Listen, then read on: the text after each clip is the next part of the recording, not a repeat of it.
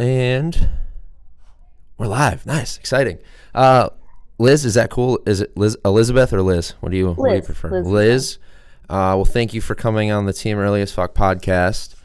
I'm a big fan of BHA, and let's start with that. Let's introduce yourself. What do you do for fun? What do you do to pay the bills? And then we can tackle BHA, I guess. Sure. I'm Liz Baker, and I pay the bills by being a foot and ankle surgeon. I work in Sauk County, in a small critical access hospital, but it's in the driftless area of Wisconsin, so it's beautiful, and we were definitely drawn to this area for the habitat that it offers, but I have family in the area too, and definitely wanted to come back and be closer to family and start our own here. So that's kind of how we ended up back in Wisconsin. Nice. Where did you? Well, yeah, we'll go with how you got into BHA, like just a short one, and then we'll dive back into where you're originally from. Sure. So short story is my husband and I bought this house that had about 34 acres, and we were very naive about forest management. What do we do? So went to the Deer Turkey Expo in Madison. This was 2016, I think, or early 2017. And walking around the booths, and here are these young guys at the Backcountry Hunters and Anglers. Who was there? I'm trying to think. I think TJ was there, Noah was there, Jeff was there, I think a few others, and they had this big poster of Teddy Roosevelt and these kind of nifty shirts, and so we walked up and started talking. I mean, I really didn't hunt in the backcountry or fish in the backcountry, so I wasn't sure how I would have anything to do with these guys. You're like, how does this work in Wisconsin? yeah. So just the concept of what they were standing for really resonated, because as a kid, I mean, my family took us all over the United States, and we visited national parks and other public places, and so I was a user of these public lands, just not for hunting and fishing directly. So I think then hearing how there's always a constant threat to access to these places, these wild places. They just had a lot to say, and they're really energetic, and I kind of got bitten by the bug to start being more active. I had a little bit of time on my hands, I guess. So yeah, these guys are crazy enough. Started going to some of the pint nights and just having good conversations. And one of the pint nights in Madison, someone that I had heard of, Doug Duran, he was on a podcast that I was listening to that was talking about chronic wasting disease in our area in Sauk County in Southwest Wisconsin. So he was actually at one of these pint nights. So he's like, "Hey, I like your pictures on Instagram." I'm like, "Hey, you know a lot about this chronic wasting disease. Let's talk, because I'm scared of it. I don't understand it." So we struck up, a friendship through that, and then just started that journey of self-education on what chronic wasting disease is, what can we do, what's being done, what was done before I moved back to Wisconsin. How do we get to this point where it's spreading so far? And it seems like Wisconsin is the state, the poster child for what management practices should not be implemented, because other states seem to look at us to see what not to do. So the BHA group started taking chronic wasting disease up as a mission to help stop the spread. So it just aligned right with what my husband and I were trying to do just locally.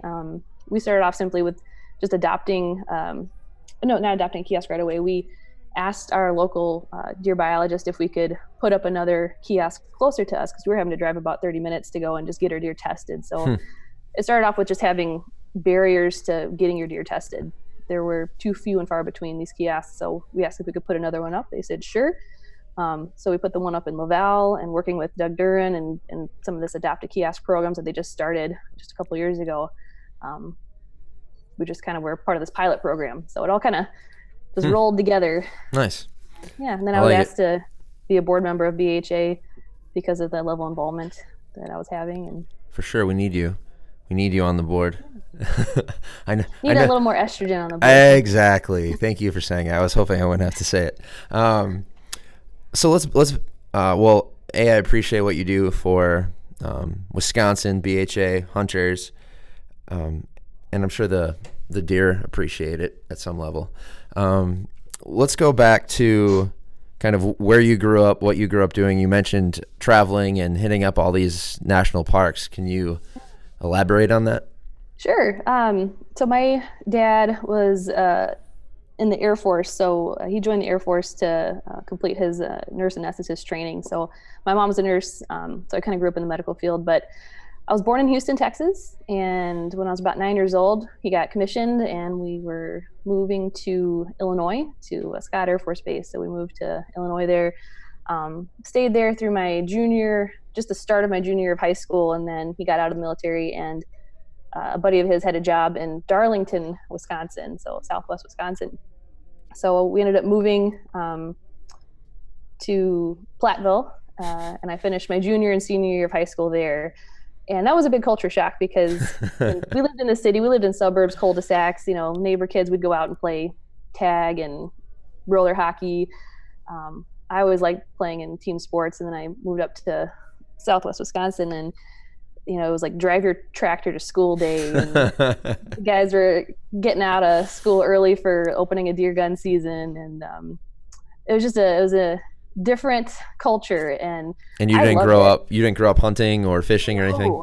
No, we went camping once, I think, at like a state park outside of St. Louis. And I remember it was thunderstorming, and my dad started the campfire with gasoline and nearly caught us all on fire. I mean, it was not a very outdoorsy family, but I loved always being outdoors. I mean, if my friends and I were playing, we were trying to find some strip of woods between the subdivisions and going and playing in the creeks, finding crayfish and climbing trees and just being outside. So I always enjoyed that. And then moving out to Southwest Wisconsin was kind of the first time that we had a home that had places to go and play out in the woods. It was just so close.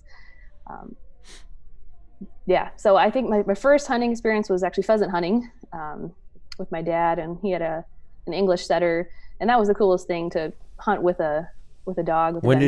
Did he get the dogs after you moved to Wisconsin? Yeah. Okay. So he had a buddy that took him out pheasant hunting, and he really enjoyed it. And the pheasants, on our drive home back from high school to our house, we could see them on the side of the road. So, hey, let's go walk through some of this property and see what we find. Nice. Yeah. And then, so pheasant hunting, that would have been high school, you said? Yep. So my junior year of high school, the friends that I hung out with weren't really into hunting, but I did have a couple of close friends that took me out for like a deer drive. So I put on some camo and some blaze orange and walked through their woods, and it initially kind of scared me a little bit because we're walking through the your woods. Friends are using you as an extra body at that point. Right. I didn't know what we were doing, but one of my favorite experiences was going turkey hunting with a friend. We got up really early in the morning, saw the sunrise, and listening to the turkeys in the woods just waking up and gobbling. I mean, I've been to the Rocky Mountains. I'd gone skiing. My parents took us skiing. I mean, that was beautiful and pretty, but this was a different experience. Being a hunter in the woods, it kind of changed kind of my outlook on what I enjoyed doing. So it was really from then on that I spent most of my free time when I could fishing, hiking, just trying to be more outdoorsy, where my friends were, wanting to go out to the, bar in college. I grabbed my fishing pole and went out to the nearest lake. We went to college at UW La Crosse, so we would go fishing on the Mississippi River, hiking in the bluffs. Mm-hmm.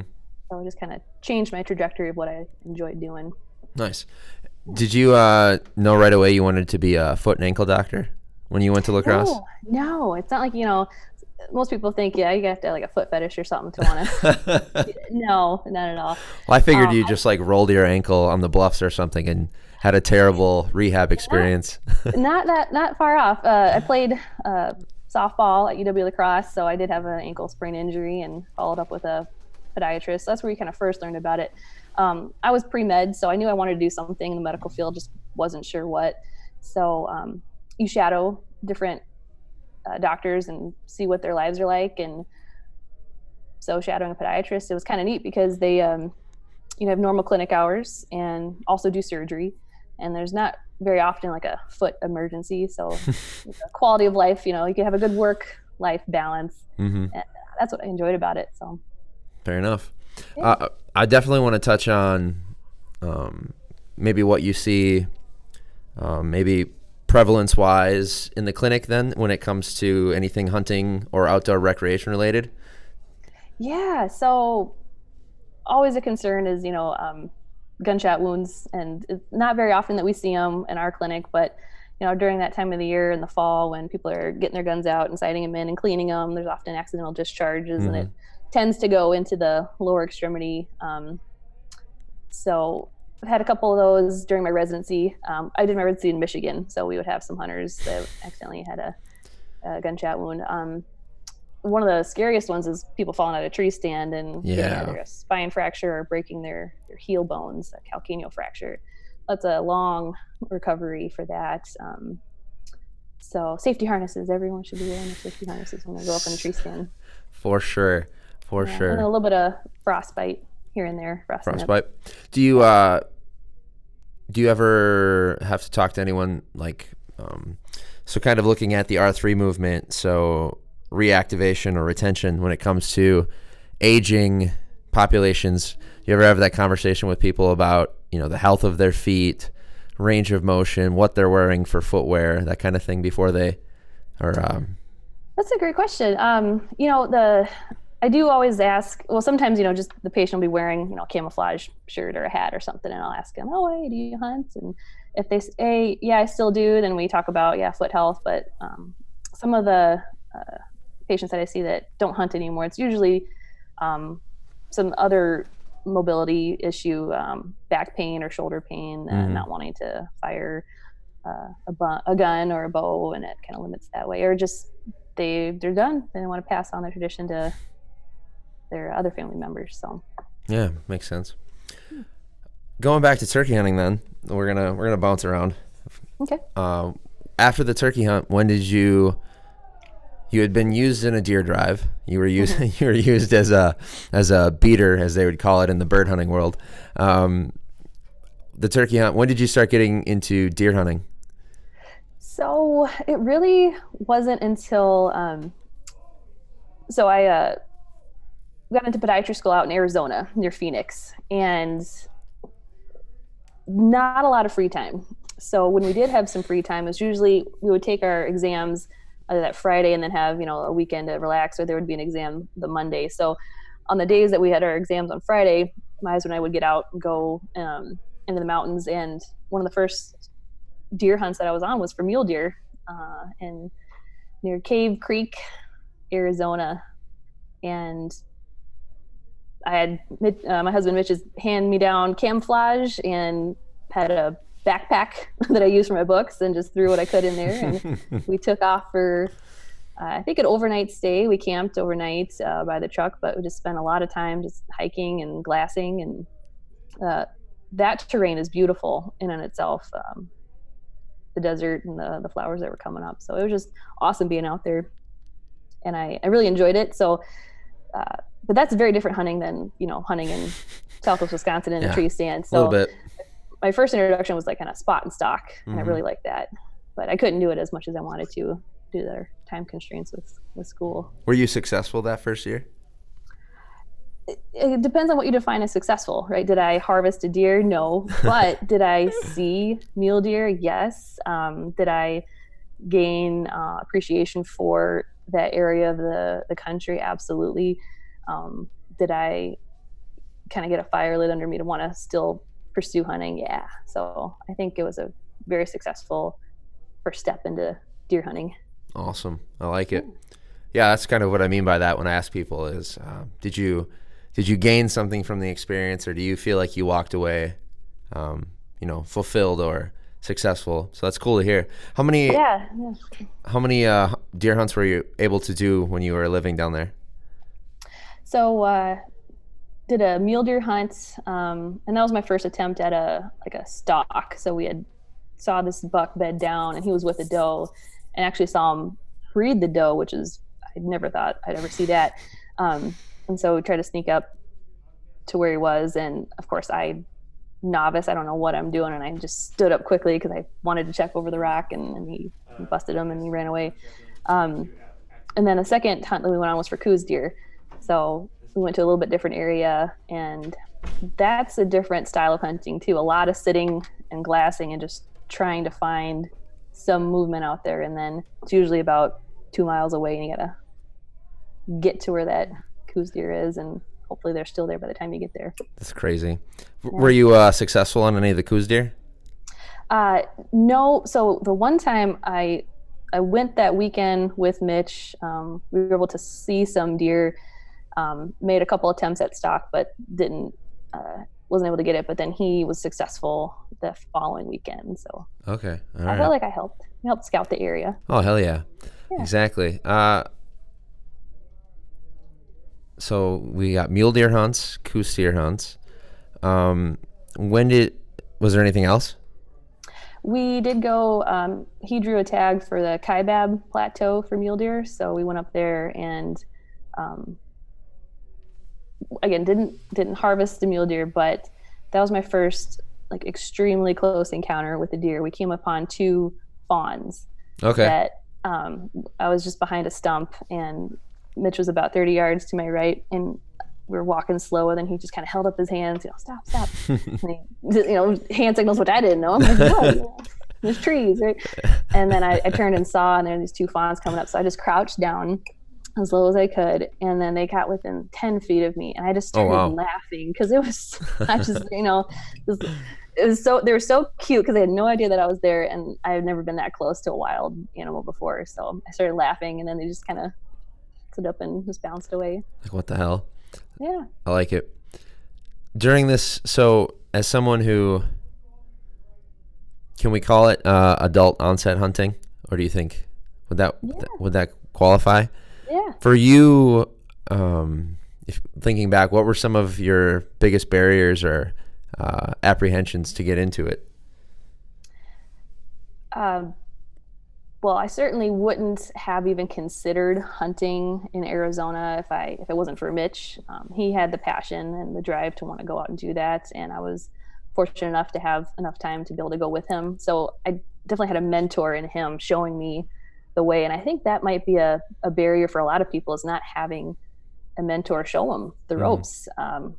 He had been bow hunting in Wisconsin for at least 10 years before I met him, but out there, that was a new style of hunting for both of us. So he was taking what he had learned from still hunting in Wisconsin out to spot and stock, and it was just fun. And so making the hunt about the experience and not about defining your success on harvesting an animal or not. I think that's also critical, because there's so much to take away from just being out there, no cell phone, just the land and you and your feet and one foot in front of the other, and just discovering what's beyond that next hill. I mean, that did wonders for me through the stress of medical school. So I think you have to have someone show you, show you the way. Yeah. Was there, I guess, what were kind of some of the things you found most surprising about hunting when you were getting into it that were probably maybe easier, or just, I think you kind of mentioned it, just the fact that, you're putting in all this work, that in itself is a stress, the stress of finding deer, being able to stalk deer, that whole, you're living in what most people would say is less than ideal circumstance, yet you said it was stress relieving. So kind of what were some of the more surprising things that you've gained from starting to hunt?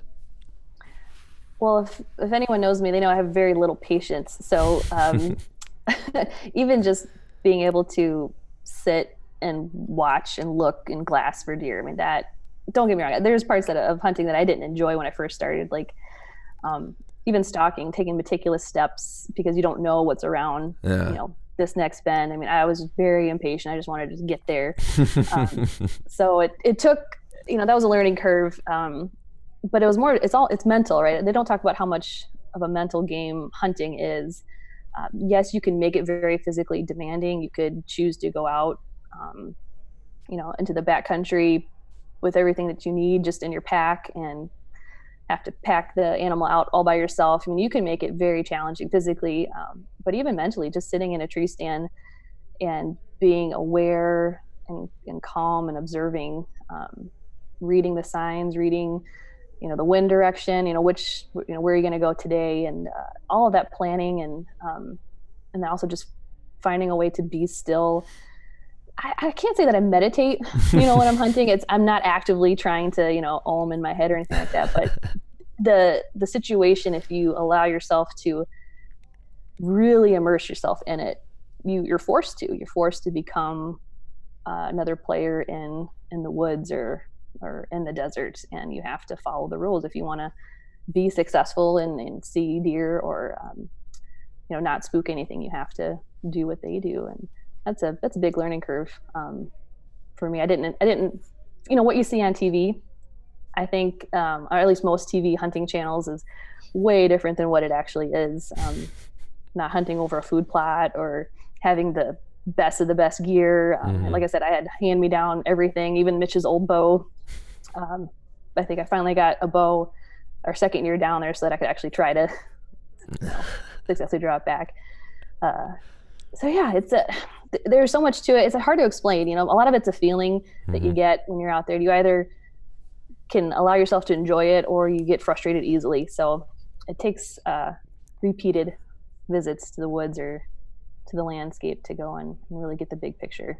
And I still don't have it by any means. Right. I think we'd be done if we felt that way. Yeah. What do you, for yourself now, where do you find yourself listening, watching, looking for continued education or hunting know-how or hunting, I don't know, entertainment, education? What does that look like for you? Really, I'm still trying to stay on top of the chronic wasting disease issue here. So a lot of my free time is spent following what's happening in other states, nearby states. There's press releases that are coming out, unfortunately, very frequently about new cases being discovered. And there's a lot happening too within our states as far as options for public influence on what the next management practices are going to be. So I spent a lot of time doing that. But as far as like hunting education, for me, I just really need to keep shooting my bow. It's all about that skill. So yes. It's not like riding a bike where you can just start doing it again. You have to continually practice and adjust. Yeah, for sure. So, yeah. I'm on that train as well. So we got the mule deer hunts, the Coues deer hunts. We head to Southwest Wisconsin. When you get back to Wisconsin, what did hunting look like? Hunting looked like fall. It's the fall of 2016. Yeah, it was the first time I harvested a white-tailed deer. And my husband had put a couple of tree stands out there, and this was my first time really me trying to fill my tag. So he had a ladder stand and then had a buddy stand next to it. So we were both up in the same tree, and we'd gone a couple times together in the morning and in the evening and hadn't seen anything. And then finally this one morning we went out together and it all just lined up. A young buck, he ended up being about a year and a half, 2-year-old, came walking up this shooting lane that we had trimmed out, and he was going to turn around, but then Mitch had a buck call, so he made a couple grunts and the buck made a little scrape and then just kept walking right towards us in a perfect 10-yard shot. And I remember shaking uncontrollably afterward, all that adrenaline rush that came, and wanting to get down out of the tree stand right away to go and find him. I didn't see where he ended up, but I saw him turn and run, and he was like, no, we gotta wait. So we waited about 30 minutes, and then I said, okay, we're gonna go back to the house, because the tree stand wasn't very far from our house. So we went back and had breakfast, and I couldn't eat. I was just panicked. What am I gonna do? Mitch is sitting there drinking coffee, reading the paper. You're like, what the hell's wrong with No, I have all this energy. I don't know what to do. So we ended up, and then he said, we're going to go back to where you shot it and we're going to track it. So that's another huge learning education part is, the proper the steps that you take in the right order will help determine how successful your recovery is going to be of the animal, because you could get down too early, and it could be not an immediately mortal wound, and the deer could jump, and then you have to track farther, and end up maybe even losing animals. So he taught me right away, we got to start tracking, and just followed the blood trail, and 30 yards away where the deer was, and rush of emotions. It was a mix of relief that it was an ethical kill from my standpoint, meaning one arrow went down very quickly, and also a little bit of sadness because this is the first time I'd ever killed a mammal. Mm-hmm. And it's just a different feeling, but oh, for sure. So we'd eaten venison quite a bit, so it was also very exciting and happy feeling to have done that for myself and for my family. So then he showed me, kind of walked me through how to gut the deer, and we drug it back to the house and turned it into steaks and burger. Yeah. Hell yeah. But we got it tested too. So. Oh, okay. That was going to be a follow-up question. Yeah. I was like, was it 2016? Was it testing down there happening, and did you get yours tested? And so that would have been back when it was still a 30-minute drive from your house or where you were. Yep. So we, because I wanted to keep the European mount, then we took it met with a biologist and had the lymph nodes biopsied. Okay. And then just hung on to the deer until we had the results back, which at that time it didn't take very long. It was less than a week. Yeah. So I've gotten lucky, and typically it doesn't take long for all mine as well. Yeah. So you got that deer, that buck with your bow, 10 yards. Mm-hmm. Earlier you mentioned you had Mitch's hand-me-down bow, and then you eventually got yours. So you were able to successfully drop back. What has and you played college soccer, correct? Softball, sorry. What's been the transition of your sport background, your hunting, kind of like, I know you've competed in train to hunt, you've done very well there. So I guess what is fitness, or what is sports performance look like for you transitioning from softball to hunting? Yeah, softball is a team sport. I always enjoyed team sports. I played volleyball in high school and a little bit of soccer in my younger days. And then once, college ends, what do you do, right? Mm-hmm. So I enjoyed staying active. Like I said, hiking was something that I really liked doing. So right there's a perfect, marriage between hunting and the outdoors is when we moved up to Arizona, having to hike out, pack a little bit, mm-hmm. camp. So staying fit is really just about being able to enjoy that trip out there and not be huffing and puffing and cursing, that my body isn't ready for that kind of adventure. So, I think hunting is, I don't know, maybe it's the original team sport, right? If we go to our, definitely Neanderthal, ancestors, hunting in a group to take down an animal, you need good communication, you need physical fitness, you need that camaraderie, and then the social enjoyments of the harvest afterwards. So having someone show me how fun hunting can be, even with not taking an animal, just the activity itself was really enjoyable. So that's kind of been a way that I've tried to get some of my friends and family to come around to hunting, is just by being in the outdoors, hiking, lifting weights, staying strong, so that you can enjoy the outdoors. And then I've had a couple family members who would never hunt in their entire life actually just come and sit in a blind with me this past fall, and so that was a big step. Nice. Yeah, showing that hunters aren't that stereotypical redneck drinking beer and just shooting at anything that moves, that unfortunately is portrayed so often in mm-hmm. Hollywood movies and social media. Yeah, and Wisconsin culture.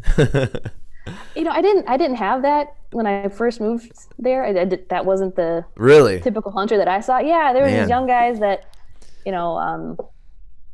they had deer camps, but I never went to a deer camp where it was about drinking beer. But you heard the songs, right? There's the 30-point buck song and all that kind of stuff. So I didn't see hunting as that. I saw hunting as, what I'd experienced. Well, I'm jealous. I grew up in stereotypical redneck beer drinking. So it was much later in life I realized like, oh, that isn't what it has to be like. So what is your fitness now? You have a 6-month-old. You're out there hunting, kicking ass.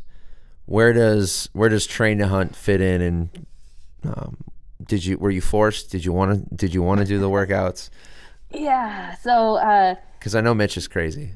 Mitch is awesome. Yeah, Mitch is crazy. You have to be a little crazy to enjoy putting yourself through those types of workouts. So there was one point where I could outrun Mitch, and that was when we first moved out to Arizona. Okay. We would go out running, and I'd outrun him. That didn't last for very long. So he started focusing on his fitness, and certainly is what would they call beast mode.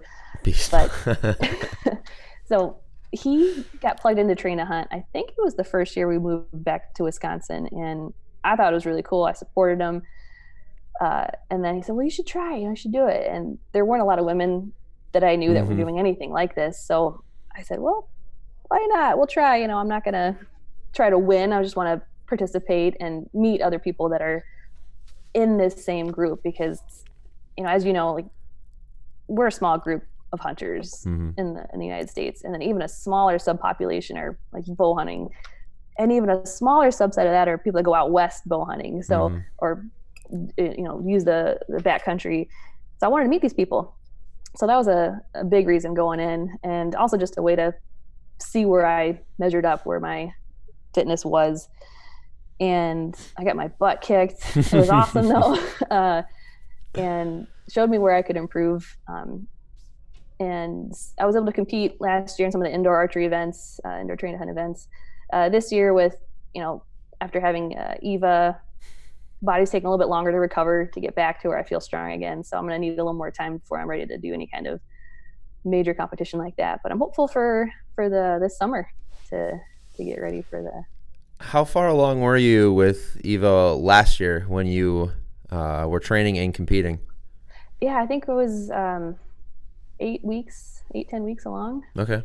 Yeah. So we had just found out, but I felt really good. So, and I'd been training, so we decided to continue doing the training. And I think one of the final events, Brian was going to make it like an 80-pound bag drag or something like that. And so they're like, oh, well, maybe we'll change it. We'll just do a little bit different. So I'm glad I think I could have, but hindsight is probably best that I didn't try to lift 80 pounds over my head. So fair enough. Yeah. What do you have any kind of, so then what did training look like throughout pregnancy? And do you have any words of advice or encouragement for any other moms? Because there's quite a few moms I know, even in the gyms I've coached at, that they're going through pregnancy, that they have this certain level of training and expectations. And as someone who's gone through it, do you have anything to share on that? There's some women that are doing CrossFit when they're pregnant, and that's phenomenal. I think it's really about what you feel comfortable doing, but it's also, and every prenatal provider will tell you to staying active is great for your pregnancy too. It lowers gestational diabetes. It just improves your mood and everything else too. Some women have unfortunate issues with sciatica and pain during pregnancy that limits what they can and can't do. So even just getting out and going for a walk, that's mostly what I did. We live in a pretty hilly area, and so there's a 2-mile loop that I would do that had about 500 feet of incline. So I just throw it into low gear and just just walk down the hill and back up. And then I could shoot my bow up to a certain point, and then belly got in the way. So stopped doing that because I had to. And then did you switch to a crossbow, gun only? Because you still went hunting this year, didn't you? I did, yeah. I had Eva in July, so I was still able to participate and and hunt this fall. No, crossbows are a little bit, they're expensive, so I wasn't gonna go out and get a crossbow. That's fair. They are expensive. Yeah. My dad actually had a fall injury, broke his wrist, his draw arm. The rehab, he did that a couple summers ago, and the rehab wasn't going as well as we would have hoped. And then he goes and wins a crossbow the week before archery opens, shoots it 3 or 4 times, and then shoots a 10-pointer opening day of archery season. Oh, I hated him. Good for him. No, I hated it. Sometimes the start of the line, you can't bring him down. You got to lift him up when it happens, because that could be you someday. He's like, I don't know if I'm gonna go out today, and I was like, you should probably go out. And I got a message 20, 30 minutes later. Oh, I just shot one, and I'm like, his like lucky hunting stories are ridiculous. Well, you did a good thing. You encouraged the hunter to go in the woods. That's a good thing. Yeah, I think that part. Yeah, I'll take that part. Yeah, I'll take that part. Appreciate that. So hunting this last season, what did that look like for you? Did you were you able to do a lot of activity? Because I know you said that recovering from childbirth was maybe not as optimal as you would have hoped. Yeah, they don't really tell you, what happens afterward. You just have to go through it and figure it out. Plus, you're completely sleep deprived, and then finding that balance too, because you've got to. Eva needed to eat, every 3-4 hours, and just the constant care. So they say it takes a village, and it really does. So we had, my mom living just down the road, and then between Mitch and myself and other family, we would help take care of her, and it freed up enough time for me to just go and pop into the tree stand for even just a couple hours at the end of the night, just to see what we could see. And I was fortunate to be able to, again, be at the right place at the right time and harvest 2 deer this fall with my bow. And it's just a lot less time spent in the woods than I did the previous 2 years, but still enjoyable. Mm-hmm. And knowing that I could still do that, even with, at that time she was 3 months old. It was big. It was hard. It was kind of a guilt, like, I'm spending time away from my baby, but this is a part of who I am and what I like to do. And I want to set that example that you need to, if I'm not going to do it, how can I encourage her to do it? So, mm-hmm. And having a supportive husband as well made it much easier. Awesome. And, you've got to eat. You eat the venison, then you feed her. So yeah, she's, she can look at it that way. That you kind of fed into my next question. As a mom, hunter, someone who's active in BHA, obviously you can have a kind of like pregnancy, and then after, not knowing, you can have a plan for how you want to raise your child, and then you remember, oh wait, this is its own person. They can kind of do whatever the hell they want. What does that look like for you now that she's getting older? And you spoke about kind of the role model position you want to hold for her, but what does that look like for you?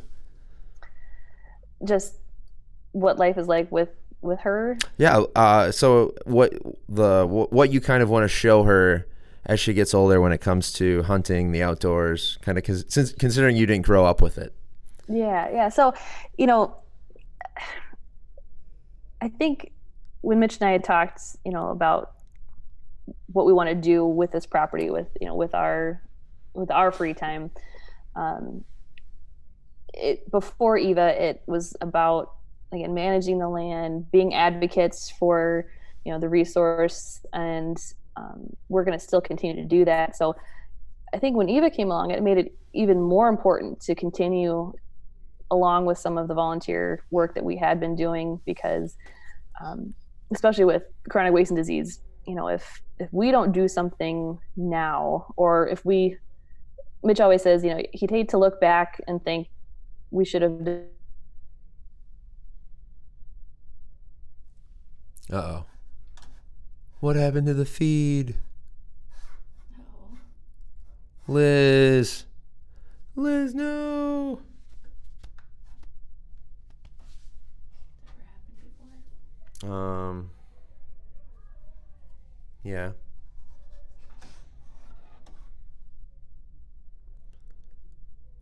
I think we lost Liz. Oh, wait. Liz.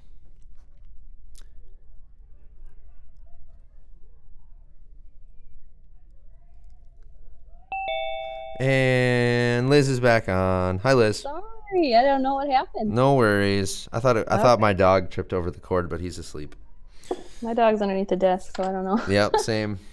Yeah, so so just to reiterate, when Eva came along, it made it all that more important for Mitch and I to continue with the volunteering that we were due to stop in the spread of chronic wasting disease, because as soon as deer start testing positive that we hunt, we're not eating the meat. That's the decision that we made, just because of the World Health Organization and the CDC recommending you don't. I can't, with that knowledge, feed venison to her as she's growing, and over the next 30 years she might develop some neurological brain disease when she's 40 or 50, or and pass something on to her children. So that risk is not worth it to me. So we're trying very hard to make sure that she has the opportunity to hunt deer on our property and eat it. So it's even more evident that we continue to pursue those endeavors. And it's so fortunate that it's right here in our backyard, so she can actually be a part of that growing up, that conservation and hunting go hand in hand, and that hunters are the voice for the public land and the resources and if we don't do something now, who is? For sure. So, yeah. Well, let's I love all that. What I want to finish with a couple things. A quick CWD. What is it for people listening? There's a lot of people that listen to the podcast that are maybe more outdoor recreation focused, but interested in hunting. I've gotten quite a few messages about people being interested in hunting that listen to the podcast. So I'm actually going to go through the mentorship program here coming up. Awesome. Are you familiar? Do you know Peggy Farrell from? Yes. Yeah. So she's. Point. Yeah. Yep. So hopefully we're going to get that rolling soon, and then take part in a mentored turkey hunt this spring. So, but anyways, Great. what is CWD? Just the quick and dirty. Yeah, and I'm just going to preface that with, even if for non-hunters, if you enjoy seeing deer, if you enjoy bird watching, the dollars that come from the sale of deer hunting licenses funds the majority of conservation projects throughout the state, and that's pretty consistent from each state. So as we're seeing deer hunter numbers decline, less licenses are being sold. That's less money overall for a lot of conservation projects. So whether or not you choose to hunt, you should care that hunters need to have a good resource to use. So that leads into chronic wasting disease. So CWD, chronic wasting disease, is a progressive neurological disease of deer. It's a part of the family of what we call transmissible spongiform encephalopathies, or TSEs. Other ones that people may have heard of are mad cow disease, or scrapie in sheep. And this disease is caused by an infectious protein called a prion. There's natural prions that occur in mammalian brains that are not infectious. They're part of your normal brain function. We don't know exactly what they do, but this is a misfolded form of that prion protein. And what it does is it causes normal prion proteins to misfold, and that causes a cascading event that leads to what they call spongiform encephalopathy. So it causes actually like these holes to form in brain tissue, and that causes brain swelling, and it leads to some of the characteristic signs that you see in a CWD deer that is at the end stage of its life, where it's drooling, it looks depressed, it's very skinny from not being able to eat or drink, wasting away essentially. So this prion protein is not like anything else that's really anyone's familiar with out there. It's not a virus, it's not a bacteria. People have general familiarity with those types of infectious agents. So it's something that up until 30 years ago, we had no idea what it was, what was causing the CWD. And there's a lot of research going into just understanding what prion proteins do and why this infectious form is doing what it's doing. So a lot of people will, have a lot of counter arguments to why they should care about chronic wasting disease. It's changing all the time. They don't know what's going on, but that's because it's very difficult to understand this disease process. So the best thing that we can do is to try to slow the spread so that any type of management treatment that could become available, it would save countless dollars to be able to essentially treat deer that are infected if there's fewer deer that are infected. So slowing the spread is good for everyone because it makes the deer herd healthier. Yeah, for sure. Well, thank you for that. That'll hopefully, because I just realized we mentioned CWD multiple times. I'm like, wait, not everyone probably knows what that is. And that's a whole other podcast. Yeah, and if anyone listening is interested in that, Liz has got a couple of them out right now, including on the Wisconsin podcast, right? Go Wild. Yes, and then Mitch has been on the Hunt Harvest Health podcast talking about it as well. Perfect. So, yeah. Well, Liz, to recap, let's finish. What does this off season look like hunting for you? Like hunting related skills or fitness. What does that look like for you this off season? Gonna start training for my first marathon. So getting back on the running wagon, and then I'd love jogging with Eva in the stroller. So once the weather starts getting better, bringing her along. Really just staying active, shooting the bow, and just getting ready for just kind of hunting around here this fall. Maybe next year be able to go out west for my first elk hunt. That's what I'm hoping for. Nice. That'll be fun. What does this next year of BHA look like for you then? There's a lot of new things coming through for 2020. Certainly for me at the local level here in Wisconsin, going to be trying to lobby really hard to get funding for deer carcass dumpsters to be placed so that it's convenient for hunters to dispose of their deer that test positive or roadkill deer, things like that. So for me, just really focusing on slowing the spread of chronic wasting disease, but also working with our legislators to get some funding available, and also working with some of the women in the Fish and Wildlife Services and the DNR to try and recruit more women into hunting. So getting more women to events, the BHA events, and Awesome. Spread Love the it. word. Does BHA plan on having its own women's segment? What does that look like? Is that because there's Artemis, there's Bow. Is this something new then? I think, I don't want to reinvent the wheel. I think, like you mentioned, there's a lot of awesome women's groups out there. And I think it's just about bringing us all together in ways that we can share our collective experiences. So mostly just kind of trying to combine efforts, reaching out to Artemis, reaching out to the women's pheasant hunting group, and hey, let's have an event together and just get to know each other. So kind of connecting these groups together. There you go. I love it. Anything what do you want to recap it with? I always steal the meat eater's concluding thoughts. I always love the idea of that, concluders. Yeah. For anyone who is considering hunting, if you already enjoy the outdoors, you're halfway there, because that for me was a big part of my enjoyment of hunting. The second part came from just the fact that I love venison and elk. It tastes delicious and I want more of it. So you have to go out and hunt it to get it.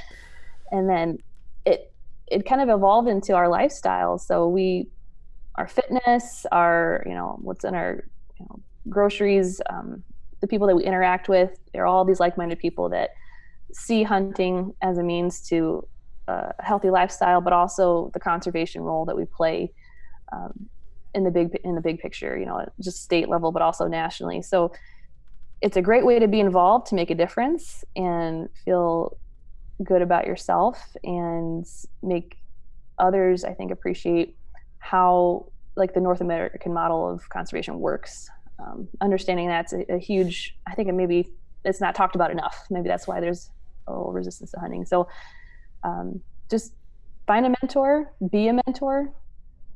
If every hunter took one person with them and got them involved, we wouldn't have a decreased hunting population issue. It would solve itself. It's just got to be active. Nice. Love it, Liz. This is great. Do you want people reaching out to you? Where can they reach out to you? Should they just join BHA? I mean, BHA is a great way to get all this information and get involved. Please feel free to reach out to me. I'm on Instagram. I think it's EBPod3. Or on Facebook. We have a Wisconsin Backcountry Hunters and Anglers Facebook page. Reach out through that, and we'll point you in whatever direction you're trying to get information in. Damn, awesome, perfect. And with that, thank you everyone for listening. We're gonna end the podcast.